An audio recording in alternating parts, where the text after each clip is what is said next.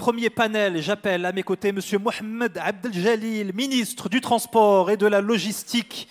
M. Mohsin Jazouli, ministre délégué auprès du chef du gouvernement chargé de l'investissement, de la convergence et de l'évaluation des politiques publiques. M. Mohamed Ben Chaboun, directeur général du Fonds Mohamed VI pour l'investissement. M. Mohamed Bachiri, vice-président de la CGEM et président de la Commission Innovation et Développement Industriel, sous vos applaudissements, mesdames, messieurs. M. Hicham El Haïd, président de la Fédération marocaine de la plasturgie, et M. Mounir El-Beri, président de la Fédération des industries forestières, des arts graphiques et de l'emballage. Bienvenue, messieurs, je vous en prie, prenez place, installez-vous. Dans l'idéal, peut-être dans l'ordre dans lequel vous êtes montés sur scène ou à votre convenance. Soyez les bienvenus. Voilà, je vous laisse vous installer.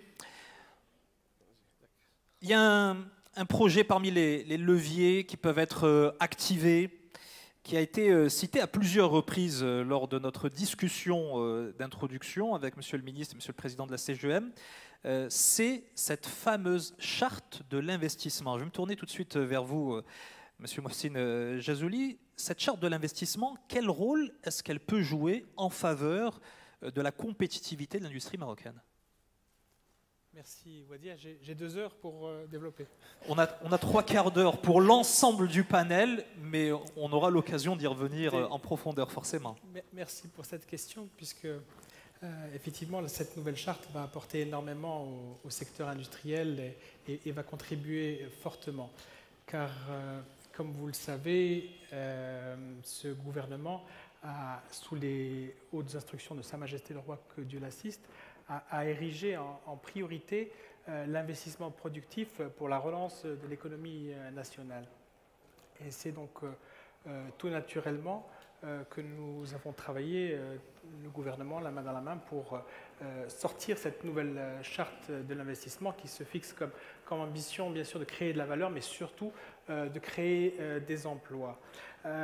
Et comme le secteur industriel est naturellement un secteur qui est fortement créateur d'emplois, c'est aussi tout naturellement que nous avons travaillé main dans la main avec le secteur industriel pour élaborer cette charte avec son ambition de renforcer le tissu industriel. Bien sûr, dans cette charte, il y a 3 volets importants. Il y a le volet de gouvernance qui va permettre au territoire de jouer un rôle essentiel et de se rapprocher du tissu industriel localement dans les territoires. Il y a également un volet qui est lié à la gouvernance et au climat des affaires plutôt, dans lequel nous allons déployer la feuille de route qui a été présentée il y a 15 jours lors de la journée qui a été présentée par le chef du gouvernement pour déployer la conférence nationale du climat des affaires. Et bien sûr, le 3e volet qui est un volet qui est lié aux primes, aux incitations à l'investissement. Et dans ces primes-là, il y a des primes qui vont toucher directement le secteur industriel et qui vont concerner directement le secteur industriel, puisque dans ces primes-là, vous avez d'un côté des primes communes, il va y avoir des primes sectorielles et puis une prime territoriale. Sur la première série de primes qui sont dites primes communes, il y a des primes à l'emploi, et sachant que le secteur industriel est fortement créateur d'emplois, la moyenne qu'on avait sur les dossiers conventionnés était de 1,5 emplois par million de dirhams investis. C'est dire si c'est important. Donc il va y avoir cette prime à l'emploi, et en fonction du nombre d'emplois que vous allez créer, vous allez pouvoir avoir 5, 7 ou 10% de votre investissement comme prime. Une seconde prime liée au genre. Et là, quand vous employez plus de 30% de femmes, et ce n'est pas 30% en effectif, c'est 30% de la masse salariale. C'est pour créer des emplois de qualité au niveau de l'industrie concernant les femmes. Et là, vous allez avoir aussi 3% supplémentaires. Il va y avoir aussi dans ces primes communes une prime qui est directement liée aux métiers d'avenir. Et là, on sait bien que l'industrie comporte de nombreux métiers d'avenir. Il y a une prime aussi qui va être directement liée à l'industrie, c'est la prime liée à l'intégration locale. Avec le ministère de l'Industrie, on s'est mis d'accord sur des seuils, 20 et 40% en fonction des secteurs, qui va donner aussi un 3% supplémentaire. Une prime également pour la durabilité de l'investissement. Donc ça, c'est la première série de primes, plus une seconde, c'est la prime sectorielle. Et là, l'industrie est concernée, puisqu'il y a une prime de 5% pour l'industrie. Il y a un certain nombre de secteurs qui recevront cette prime-là, tels que le tourisme, par exemple. Donc de nombreux mécanismes incitatifs et d'encouragement pour le développement et à la fois la compétitivité. Il y a un autre outil, on va revenir là-dessus dans un instant, Monsieur le Ministre, un autre outil également qui représente un levier considérable, c'est forcément le fonds Mohamed VI pour l'investissement. Je me tourne vers vous, c'est Mohamed Ben Chaboun, en tant que son directeur général. À vos yeux, quels sont les enjeux en la matière et de quelle manière est-ce que vous comptez, vous aussi, accompagner le secteur industriel sur le plan compétitif? Écoutez, je ne sais pas si vous m'entendez.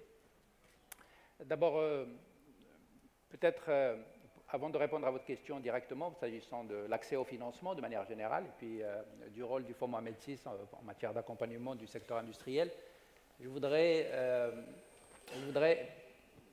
pour le raisonnement, scinder en deux parties. C'est-à-dire ce qui relève de l'entreprise elle-même, l'entreprise industrielle, et ce qui, évidemment, dépend de l'environnement dans lequel baigne l'entreprise évolue. Quand on regarde les aspects qui sont liés à l'environnement, il y a un certain nombre de leviers de compétitivité, puisque c'est le sujet, et que je pourrais résumer en 5 ou 6 points. Qui est d'abord ce qui concerne l'infrastructure. Je crois qu'on y reviendra avec M. le ministre pour tout ce qui concerne le transport, tout ce qui concerne évidemment les zones industrielles, qui permettent de gagner un temps énorme en matière de déploiement des projets, etc. Il y a des aspects qui sont liés à l'énergie. Il me semble qu'on ne peut pas avoir une politique industrielle effective avec ce qui nous attend dans les années à venir sans qu'il y ait une corrélation très rapprochée avec la politique énergétique, s'agissant des deux volets qui sont les plus importants, c'est-à-dire d'un côté le coût, et de l'autre côté, évidemment, la propreté de l'énergie qui est fournie. Le troisième point, c'est tout ce qui concerne l'innovation et la recherche. Ce sont des éléments importants. Si on veut aller dans l'intégration des process, il est fondamental de le faire. Et puis, il y a les trois aspects qui sont fondamentaux pour accompagner tout cela, c'est-à-dire tout ce qui relève de la fiscalité. Il y a eu un travail extraordinaire qui a été fait par notre pays, par le gouvernement actuel, pour ce qui concerne en tout cas l'industrie, puisqu'il y a une visibilité qui est donnée par le cadre fiscal et par la loi de finances. Il y a de l'autre côté l'accès au financement, pour répondre à vos questions, je vais le développer. Et enfin, il y a tout ce qui est lié à la formation. La formation est un élément fondamental. On ne peut pas parler de l'industrie, d'une intégration verticale, d'une amélioration des process, d'une amélioration de la productivité et tout ce qui est demandé pour que l'entreprise améliore ses coûts et sa qualité sans qu'il y ait de l'investissement dans la formation des ressources humaines et dans la formation de base. On va d'ailleurs lui consacrer tout à l'heure tout un panel. Oui. Alors, donc pour moi, c'est un ensemble de choses. Ça veut dire quoi, pour le dire en deux mots, qu'il y a de l'investissement dans l'outil, il y a de l'investissement dans le moyen et le long terme, pour ce qui concerne la recherche et j'en passe, et l'amélioration des process, et il y a de l'investissement dans l'immatériel, c'est-à-dire dans la recherche, dans la formation, etc. Et dans les systèmes d'information, parce que si on ne formalise pas les process, on ne peut pas avoir la qualité requise et évidemment conquérir les marchés mondiaux. Donc voilà un petit peu le cadre. Alors l'idée, c'est de dire ces investissements-là, quelle que soit leur nature, qui permettent effectivement d'atteindre ces objectifs, de conquérir des marchés, ces investissements sont l'objet de l'accompagnement du Fonds Mohamed VI. Et le Fonds Mohamed VI va déployer tout un ensemble d'outils, d'un côté classique, de l'autre côté innovant. On pourrait les développer tout à l'heure si on a le temps. Bien sûr. Pour justement pouvoir faire en sorte que les projets d'investissement des sociétés industrielles existantes ou à créer puissent trouver effectivement une partie des réponses dans les outils qui vont être déployés incessamment. Merci Sébène Chaboun. Et vous évoquiez effectivement l'enjeu ô combien stratégique de la logistique, ce qui m'amène à me tourner vers Monsieur le ministre du Transport et de la Logistique, si Mohamed Abdeljalil. Vous, quel rôle au sein de votre ministère est-ce que vous allez jouer avec toujours ce challenge de réduire le coût de la logistique hein, sur l'outil de production. Merci Siwadia. En fait, je ne sais pas si... Ah voilà, ça a commencé. D'une part, je vous remercie parce que c'est toujours une opportunité pour dire à quel point en réalité la logistique ou l'efficacité logistique est un levier de compétitivité industrielle. C'est une évidence, mais il ne faut pas l'oublier. Il y a une corrélation très forte d'ailleurs entre les indices de compétitivité logistique et les indices de compétitivité économique générale des pays. Nous avons la chance au Maroc, grâce à la vision éclairée de Sa Majesté le roi Mohammed VI, que dès le début du siècle, le Maroc se sera engagé dans cette voie d'amélioration de son système logistique. On a vu des images tout à l'heure, on a eu les programmes de développement des autoroutes, la stratégie portuaire et tous ces investissements dans les grandes infrastructures de transport. Et en parallèle, nous avons aussi connu toutes ces réformes des services des transports qui étaient principalement là pour libérer les énergies en les ouvrant, et je peux citer la libéralisation du transport routier, la libéralisation du transport maritime ou encore la libéralisation des services, des services portuaires. Alors, on a des exemples concrets de réussite. Celui qui me vient à l'idée le plus simplement ou le plus rapidement, c'est celui du port de Tanger-Méditerranée et de toutes les infrastructures de connexion autour du port de Tanger-Méditerranée, en lien avec le développement de l'industrie ou de l'écosystème automobile, aussi bien à Tanger qu'à Kénitra. Et on voit très bien le lien aujourd'hui. Par exemple, à Kénitra, entre Tanger et Kénitra, on a 250 000 véhicules qui transitent par le train pour pouvoir être exportés, et c'était les chiffres de l'année 2020. Voilà, donc on a d'autres exemples. Hein. On peut aussi parler des infrastructures logistiques liées à l'industrie du phosphate, avec les plateformes de Jorf, le nouveau port de Nador, le nouveau port de Safi, le nouveau port de l'Ayoun. Tout ça montre très bien l'imbrication forte entre l'efficacité logistique et le développement industriel. D'une manière générale, on retrouve ça dans les territoires où le développement industriel a connu une envolée ou de forte croissance. On se rend compte que ce sont des territoires qui sont bien connectés. Voilà. Donc nous, au ministère, aujourd'hui, on est en train de regarder ce qui doit être fait à l'avenir. Et on voit bien qu'aujourd'hui, on doit poursuivre, mais en faisant face à de nouveaux enjeux. Et en fait, je voudrais citer 3 enjeux majeurs qui sont importants. Il y a un premier enjeu qui est celui de l'efficacité énergétique et de la décarbonation. Je les mets ensemble, même si on pourrait les séparer. Il y a un deuxième enjeu, à mon sens, qui est celui de la digitalisation de l'économie. Et il y a un troisième enjeu également, qui est, je l'ai perdu, il s'en reviendra tout à l'heure. Donc, en attendant le troisième enjeu, les trois dimensions d'action qu'on va avoir, c'est une action dans la poursuite du développement des infrastructures, qu'il s'agisse des infrastructures portuaires, aéroportuaires, routières, ferroviaires, mais également des plateformes logistiques, avec une volonté d'accélérer le développement de ces plateformes logistiques. Un autre levier d'action va être celui de l'accompagnement des opérateurs privés, en particulier, en formation, en soutien au développement de leur système d'information, mais également dans le hard, puisque la charte de l'investissement prévoit une prime à l'investissement dans le transport et de la logistique. Et le troisième levier qui, à mon sens, d'action qui est important également, c'est la gouvernance publique-privée. Et je pense qu'aujourd'hui, cette stratégie logistique, on ne doit pas l'oublier, que notre pays a envie de réussir. C'est réellement un projet public-privé, et j'invite vraiment le secteur privé et la CGEM à se rapprocher du département pour pouvoir revisiter la gouvernance du développement de ce secteur. On l'évoquera effectivement plus en profondeur lorsque je reviendrai vers vous. Vous avez parlé effectivement de l'innovation parmi les leviers et les enjeux majeurs. C'est Mohamed Bachiri, vous êtes vice-président de la CGEM et président de la commission innovation et développement industriel. De votre point de vue, par rapport à cet aspect-là de l'innovation qui a été longuement cité, notamment dans le message royal qui nous a été adressé par Sa Majesté le roi Mohammed VI, quelle place doit prendre la recherche et développement de votre point de vue, et surtout comment l'intégrer dans le process industriel? Merci. Sur la partie innovation, l'industrie marocaine doit passer d'une industrie de quantité à une industrie de qualité. Donc ça veut dire qu'il faut qu'on sorte d'une logique où on vend un coût horaire à une logique où on vend des prestations, des services aux clients finaux, quels qu'ils soient au Maroc ou à l'étranger. Et pour cela, vu l'évolution technologique du monde et l'évolution des organisations et des métiers, l'enjeu d'innovation est fondamental.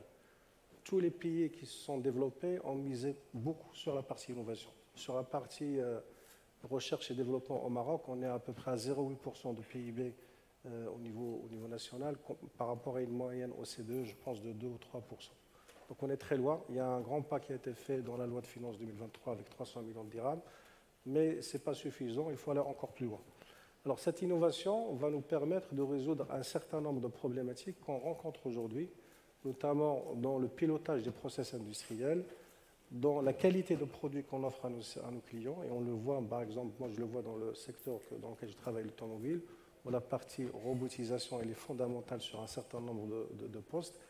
Je rappelle que les robots créent des postes, des emplois et ne les détruisent pas, contrairement aux idées reçues. Et tout ce qui est pilotage de l'énergie, par exemple, en termes d'efficacité énergétique, il y a un grand travail à faire pour développer cette innovation en lien avec les pouvoirs publics, les régions et le secteur privé. Et moi, je propose à ce que dans chaque région, qu'on crée un groupement, par exemple, ou une cité de l'innovation dans laquelle les différents acteurs publics et privés doivent coordonner leurs activités par rapport aux spécificités industrielles régionales. Ça me paraît très important. L'autre sujet sur l'innovation, c'est en lien avec l'amont industriel, sur tout ce qui est recyclage des déchets. Aujourd'hui, le Maroc ne recycle pas suffisamment ses déchets industriels et on perd une opportunité pour renforcer notre intégration en profondeur et renforcer notre amont industriel. Alors, si vous voulez bien, on va l'évoquer dans un petit instant. Moi, j'aimerais m'arrêter sur cette proximité, ce partenariat entre le public et le privé que vous avez souligné. D'ailleurs, tout à l'heure, le président de la CGM a dit toute la disposition du secteur privé à s'engager, à s'impliquer dans le développement de l'industrie nationale. Et à ce titre, je voudrais me tourner vers Hicham El-Haïd. Vous êtes président de la Fédération marocaine de la plasturgie. Et vous considérez parmi les autres leviers stratégiques majeurs, il y a celui de l'accès au marché public. Donc, toujours ce rapprochement public-privé. Et non pas uniquement, vous dites, des entreprises marocaines, mais des produits marocains. Expliquez-vous. Oui, effectivement. Nous, aujourd'hui, ce qu'on pointe du doigt, c'est de faire un petit peu un audit et de savoir effectivement les marchés publics, quel est le taux de produits marocains qui sont réellement retenus pour ces marchés publics. Et quand je parle du taux, ça part bien entendu, si on parle d'une canalisation en béton, bien entendu, le ciment est acheté localement, mais que ce soit le plastique, que ce soit Pardon. Merci. Que ce soit aussi tout ce qui est canalisation en acier, tout ça, il faudrait qu'on voit un peu dans quelle mesure ce taux d'intégration existe. Alors ça va bien sûr, tous les donneurs d'ordre comme l'ONE et les offices, mais il y a aussi toutes les structures qui sont linkées à l'industrie électrique. Il faudrait aussi qu'on audite un peu ce taux d'intégration du produit marocain et non pas s'arrêter uniquement à société de droit marocain. Alors pour cela, le gouvernement précédent et actuel avait lancé des programmes que nous trouvons très bons, qui étaient d'abord le marquage CMIM, qui était le C pour la conformité et MIM pour le Motabaqa. Et effectivement, ça permettait effectivement de donner priorité aux produits marocains. Et le Made in Morocco aussi est une très bonne initiative, mais je pense que, je parle sous le contrôle de Cyriade, je pense que c'est encore sur le bureau de la primature pour savoir dans quelle mesure on va pouvoir appliquer ce Made in Morocco qui va vraiment donner une certaine souveraineté nationale et donner la priorité aux produits marocains. Alors, au-delà de ça, si M. Abdeljalil a parlé aussi de la logistique aussi est un facteur impactant sur la compétitivité. Il y a beaucoup d'efforts qui ont été faits, notamment les ports secs, malheureusement, qui n'ont pas vu le succès attendu, mais je pense qu'il faut les remettre un peu à l'ordre du jour et revoir dans quelle mesure repenser ces ports secs qui vont permettre aussi d'avoir un levier de compétitivité. Et aussi sur la logistique, je pense que les opérateurs économiques qui ont des fois un problème avec la direction des douanes sur une transaction, Je pense que la logistique, les opérateurs au port devraient exonérer les opérateurs si jamais ils sont dans leur bon droit. Si malheureusement ils sont en défaut avec la législature, là ils passent à la caisse et effectivement ils doivent payer tout ce qui concerne le magasinage et surestaurage. Donc tous ces petits, on va dire ces petits facteurs de tuning permettraient effectivement d'augmenter la compétitivité et surtout de donner une certaine souveraineté à l'industrie marocaine. Et le dernier point, c'est on parle tous aujourd'hui de décarbonation, d'énergie renouvelable, mais je n'ai jamais entendu parler de levier d'investissement pour quelqu'un qui voudrait se transformer de l'énergie où il est câblé au secteur à passer à l'énergie renouvelable. Quels sont les moyens de financement? Quels sont les moyens de subvention qui lui permettraient de passer de ce... Parce que, comme ça, de mémoire, je pense qu'il faut à peu près entre 15 et 20 000 dirhams le mégawattheure en installation.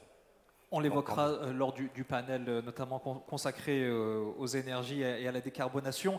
Mais on reste sur la dimension verte en votre compagnie, Mounir Bali. Vous êtes président de la Fédération des industries forestières, des arts graphiques et de l'emballage. Et parmi les leviers qui vous semblent fondamentaux, il y a celui du recyclage et notamment du recyclage des déchets industriels. Vous dites qu'il y a un potentiel pour faire émerger une industrie verte durable qui pourrait permettre au Maroc de se démarquer.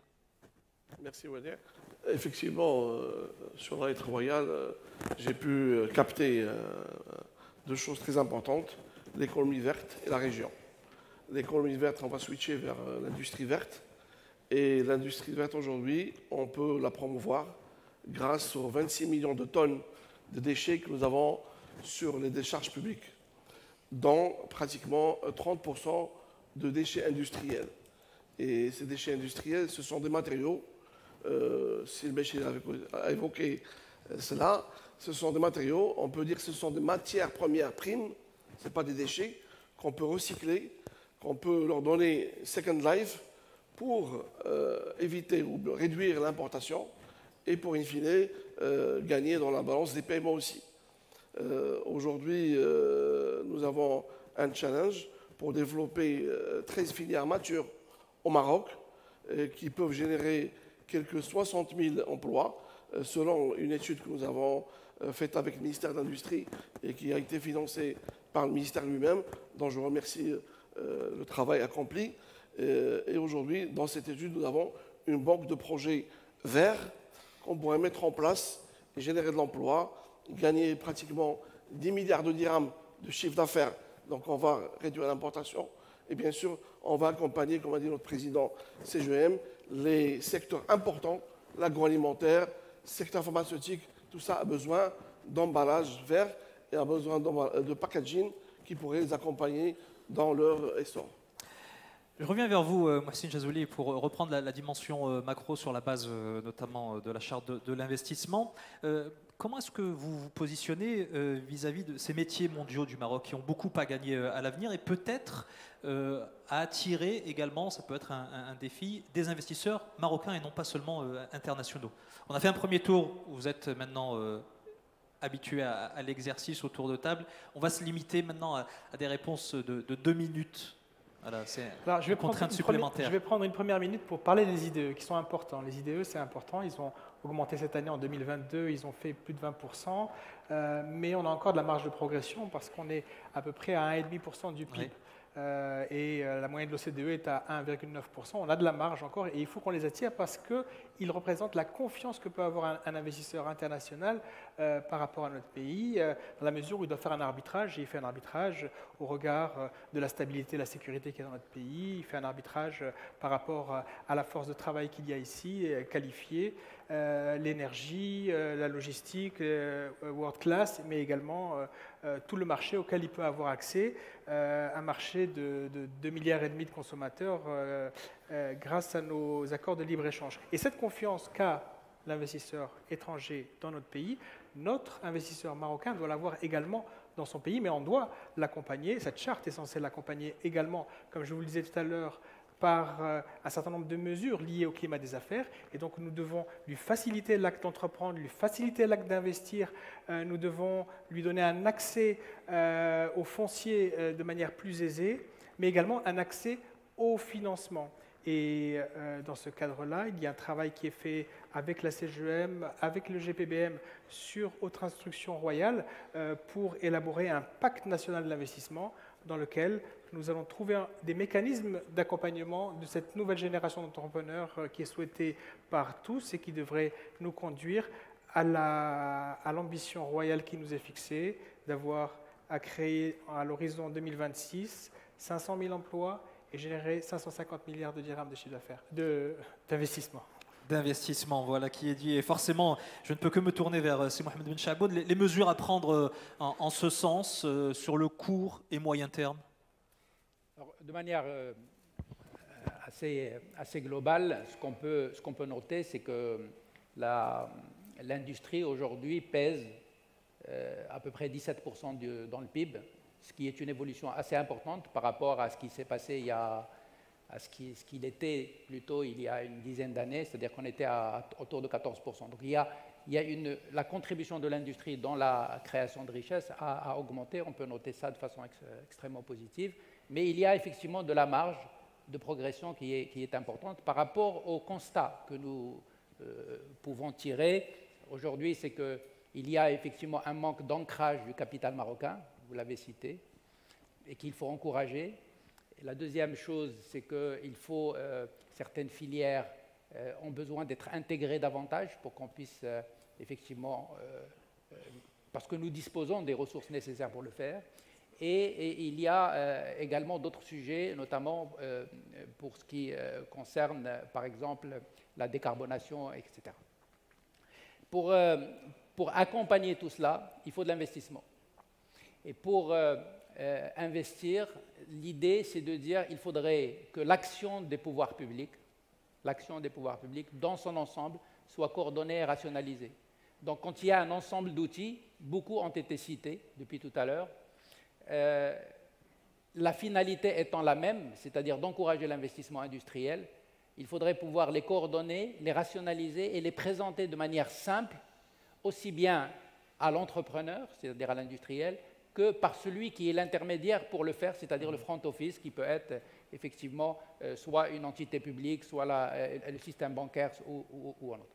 Donc la simplification de la présentation, le guichet unique pour la présentation de l'ensemble des outils auxquels peut accéder l'entreprise industrielle quand elle a un projet est pour moi un élément important. Et alors donc il y a des fonds d'investissement, il y a des fonds d'aide, il y a évidemment des subventions de l'État, et tous ces outils concourent à la même chose. Donc là, pour moi, l'idée principale, c'est de pouvoir faire en sorte que tout cela soit coordonné, rationalisé et présenté de manière simplifiée à ceux qui sont porteurs de projets. Et je terminerai peut-être juste par ce point, c'est qu'un projet d'investissement, s'il n'est pas financé, il est tout de suite relégué vers le monde virtuel des idées et des vœux.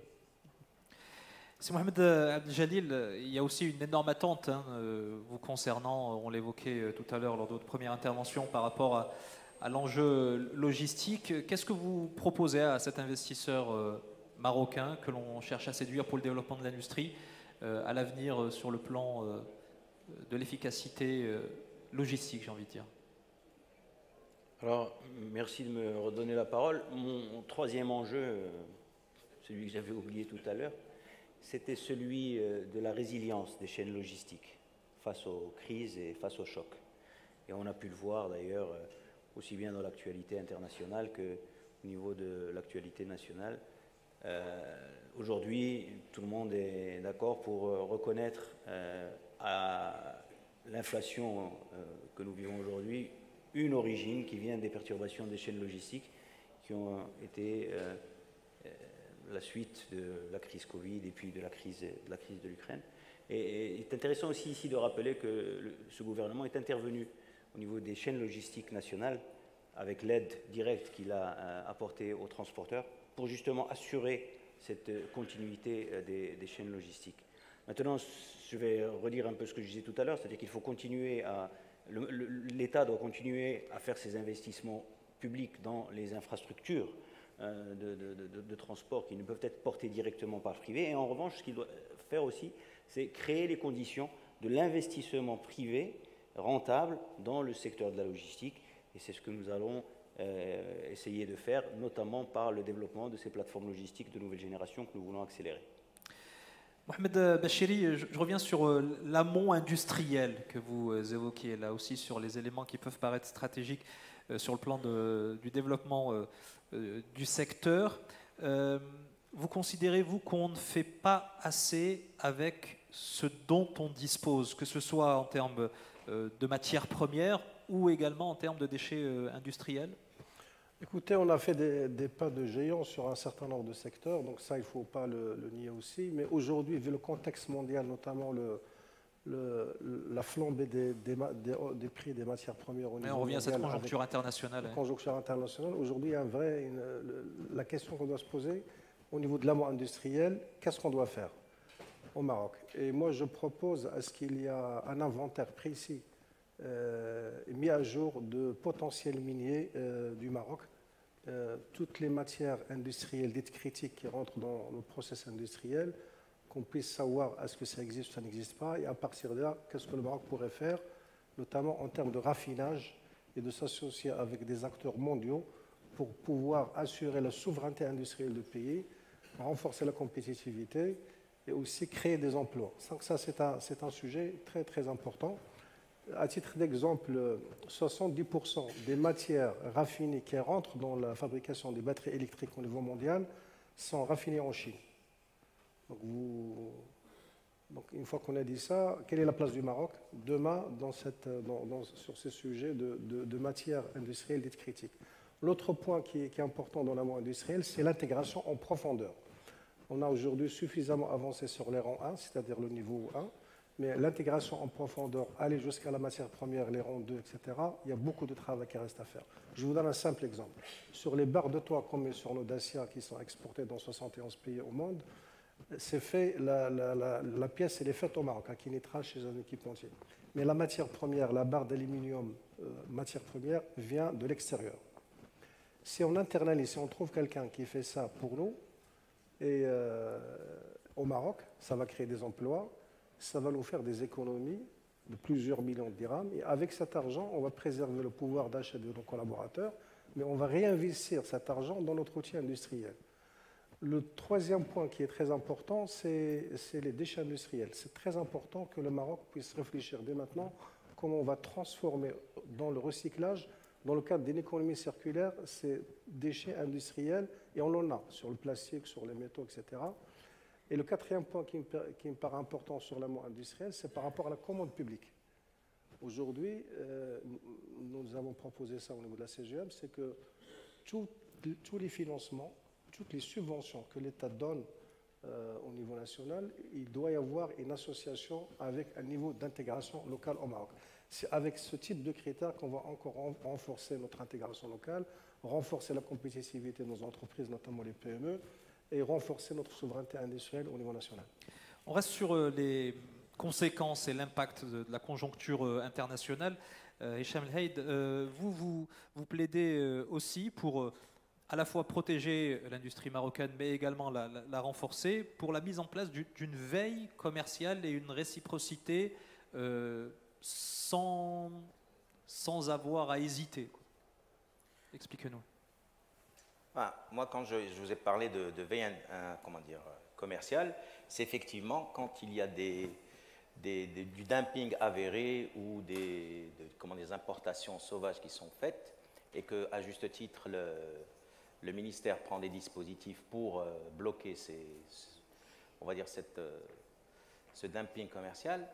Il faut absolument que ce dumping soit établi sur toute la chaîne de valeur de la matière incriminée, et non pas uniquement sur la matière, parce que si vous mettez de l'antidumping sur la matière première, tous les produits manufacturés issus de cette matière vont être importés sans subir ce dumping.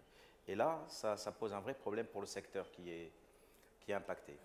La deuxième chose, quand j'ai parlé de réciprocité, on ne s'est jamais plaint des États-Unis, on ne s'est jamais plaint des Français ni des Allemands, on se plaint toujours de 3 pays qui sont récurrents, voire 4, à savoir Chine, Turquie, Égypte et de temps en temps la Tunisie. Donc nous, on demande toujours de pratiquer la réciprocité dans son intégralité. Comme on nous traite, on doit les traiter, et ça permettrait un petit peu de réajuster les balances commerciales dans ces pays. Mais au-delà de ça, il faudrait auditer chaque année, voir quels sont les produits qui sont importés, s'ils peuvent être faits localement, quels sont les moyens qu'on puisse apporter pour éventuellement aider les opérateurs économiques pour développer ces produits importés. Quand je vois moi, des canalisations qui font 2 mètres de diamètre être importées, je me pose la question sur l'impact on va dire de la logistique sur une canalisation pareille, alors qu'ici, nous avons tous les moyens pour produire ces canalisations. Donc c'est un petit peu toute cette réflexion qu'on avait déjà initiée avant le Covid avec la DGI et les douanes. On avait fait des commissions tripartites par corporation, mais malheureusement avec le Covid, on a dû abandonner ces rencontres, mais c'est toujours à l'ordre du jour pour pouvoir un petit peu les remettre sur la table et voir dans quelle mesure on pourrait. Au-delà de ça, il y a les normes.